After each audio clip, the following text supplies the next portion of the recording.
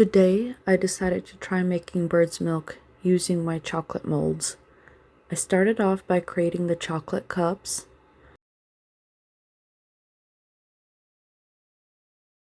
Once I got all of the chocolate cups ready, I started the bird's milk.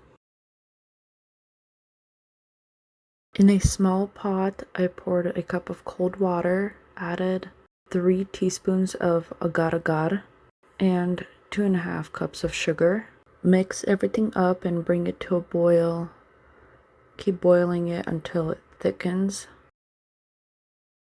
I separated the egg whites from the egg yolks. Blend the egg whites until they start forming soft peaks. Slowly pour the hot water into the egg whites and keep mixing until it's incorporated. Take a stick of butter and slice it thinly.